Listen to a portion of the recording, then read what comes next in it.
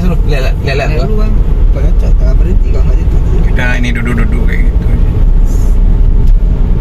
Duduk relax snack bang. Ya, relax aja. Relax snack. Sambilan tidur. Relax snack. Iyalah. Ujungnya bang, bukan CK. Relax snack. Relax snack. Jangan ngomong direkam. Oh iya. Kira tak apa-apa udah pembahasan kita di video ini. Satu video dia upload monetisasi 10 menit aja. Orang menarik nih, apalagi orang dibikin singkir. Kok sampai Kalau ada lobster enak kita videoin lah. Lobster kayak gitu. telepon lah yang punya kapal. Bang seret mau jalan. Enggak ada. Pantai kata orang. Ngomong-ngomongnya durian dari Banda Aceh pulang Banda Aceh dia ngomong-ngomongnya. Marah kan dia nanti bang. Aku jangan durian bang. Karena tiba-tiba mengalir dia mak ni KM sakit gue ni kata dia. Kan susah banget itu. Masih ada 1 hari lagi dalam sana. Mak sakit juga ni kata dia. Oh dia bawa mobil dia sendiri kan. Yuk bang urut dulu bang. Nggak mau mungkin. Ya urut nak mau. Ini kenapa main-main jalan? Enggak. Mana dia mau ke sana? Enggak. Dia pameran bang. Pameran. Ibu bang. Nah, ini kan sama sebelah kanan kan? Tes.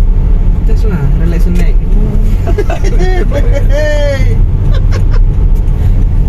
Ada organ tunggal aja. Jangan mamar babu. Nanti kita jumpa pesantren bang. Nah, di sini nih aku fotokopi. Bang pesantren Syabira Umi bang.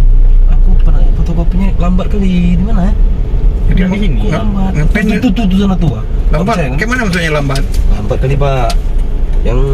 Yang apa? Yang fotokopinya Orang lapar.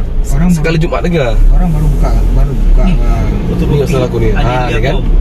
Iya. Yang fotokopi sekali Jumat lagi mungkin habis dah. Model itu yang fotokopi lah depan tuh. Oh iya. Tinggal lihat aku. Yang di fotokopi akta pendirian PT 30 lembar. Oh, tak tahu dah tu.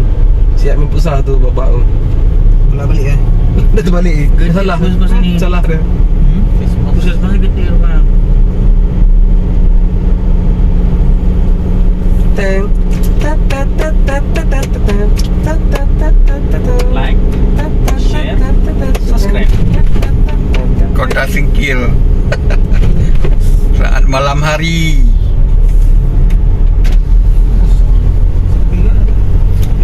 Orang udah kena semua pameran. Udah pameran. Itu kan pameran ya? Dia hantam pameran sama dia bang. Bayangkara tuh. Orang kita kalau udah kayak gitu rame itu udah pameran itu mana? Alutsista itu bang. Ada pameran tuh. Bang. Makasih Jen. Cermina. Kota tersepi di Aceh. Kanan bang. Mana lagi?